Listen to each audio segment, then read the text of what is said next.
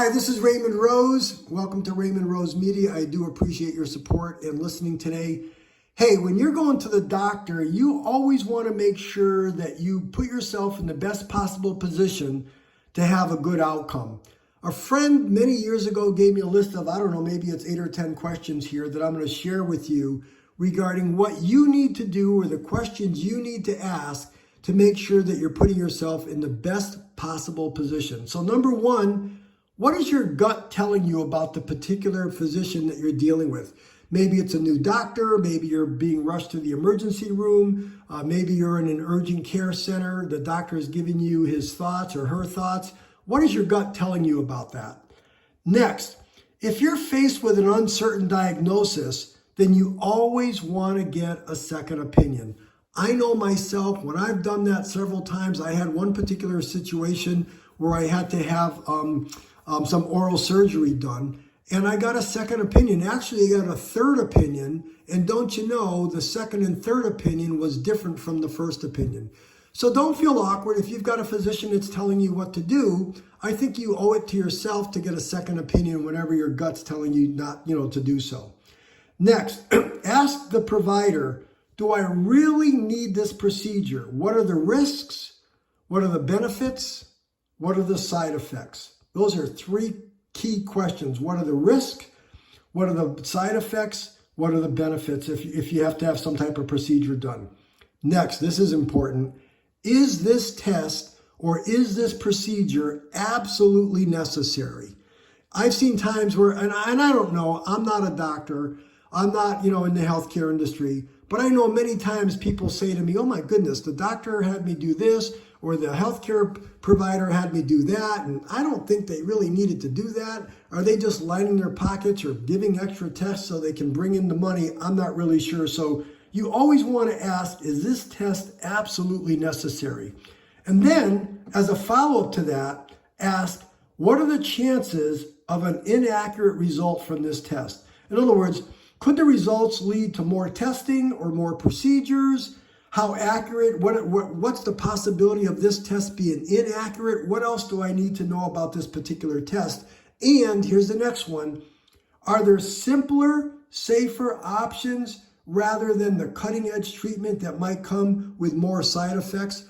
You've heard me say in many of my other podcasts, I do not want anybody cutting into my body. I don't want a doctor telling me that I need a particular surgery or I need a particular treatment if there's other options. I want to know everything, all the different options that are on the table.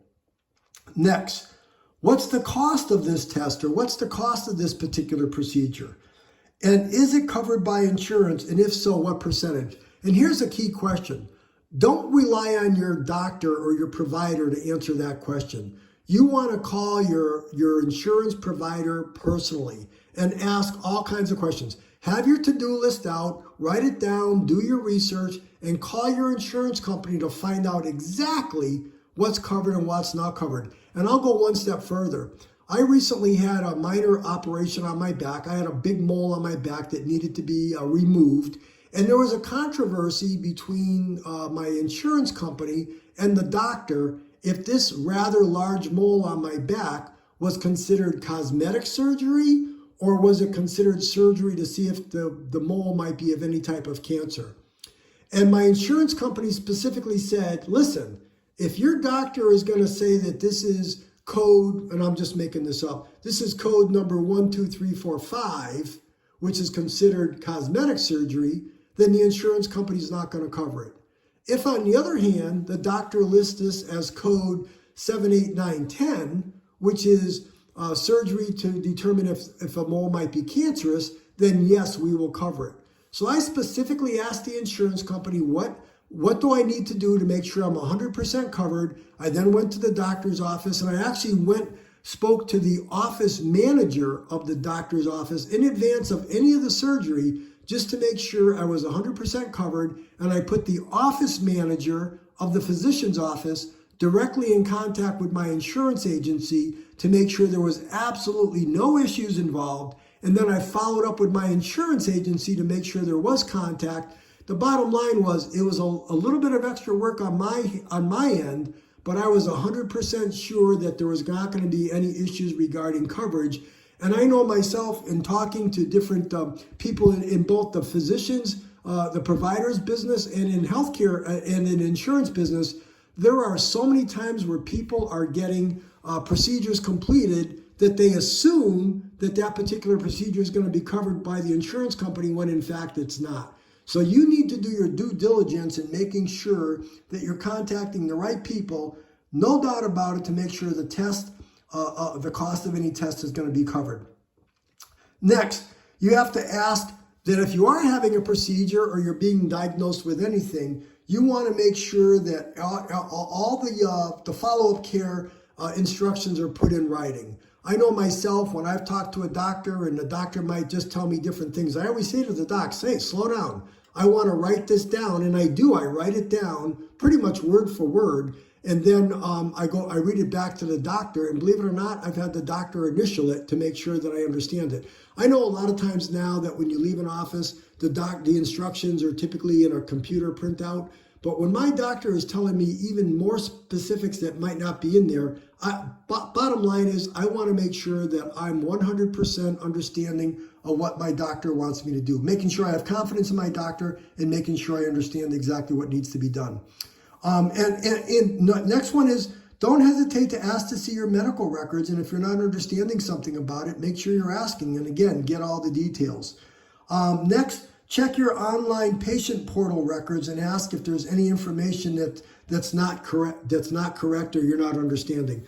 Again, with my particular physician, we do have an app that I go right on. All my doctor visits, all my tests, everything is right on that portal. I schedule my appointments from there. I absolutely love it. But you want to get involved in that just to make sure that, nothing is slipping through the cracks. Next, almost done here. Of course, you want to bring a list of questions that when you're meeting your healthcare provider or you're going to an appointment or anything, make sure you've got a list. And here's the key. The list that you're writing down, the questions that you're asking, need to be very specific. Nothing general. You need to be very specific with your questions, and make sure your doctor, your healthcare provider, the nurse, the physician's assistant, whoever you're meeting with, gives you very detailed and specific answers. And then when you do have concerns about something about your health or what the doctor is saying, don't be afraid to speak up. I've seen people that say, they feel awkward or they're just soft-spoken or they're not the type of people to create any awkwardness with the doctor or whatever. You got to take care of your own personal health. If you're not going to do it, then shame on you. You've got to make sure that your health is your number one priority. And then lastly on the list, don't be afraid to bring a loved one to your appointment to serve as an extra set of eyes or an extra set of ears, or maybe you have that person that you bring with you is asking questions that you may not know about. 2 heads are better than 1, 2 ears are better than 1, 2 eyes are better than 1. So you want to make sure that you're putting yourself in the best possible position. So there you go. There's the list of questions that I've had for many, many years that I use this. I think these are all wonderful points that you need to be considering. So when you're going to the doctor, remember, again, visit my other podcast. You've heard me say this time and time again. Your health should be your number one priority every minute of every day.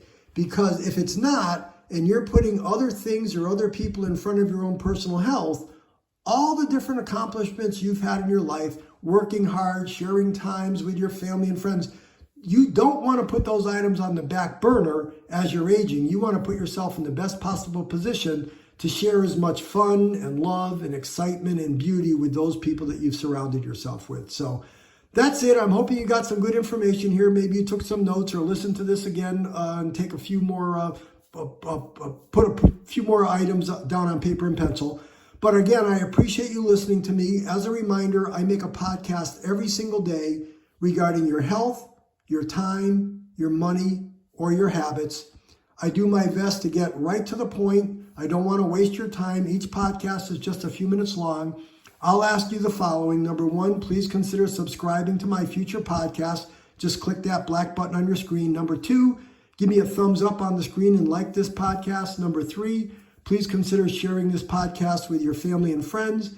And then number 4, go through the podcasts that are already on my channel. I think you'll find some really fun and useful topics. So that's it for today. This is Raymond Rose. I hope you got some great information. I appreciate you listening, and I'll talk to you tomorrow.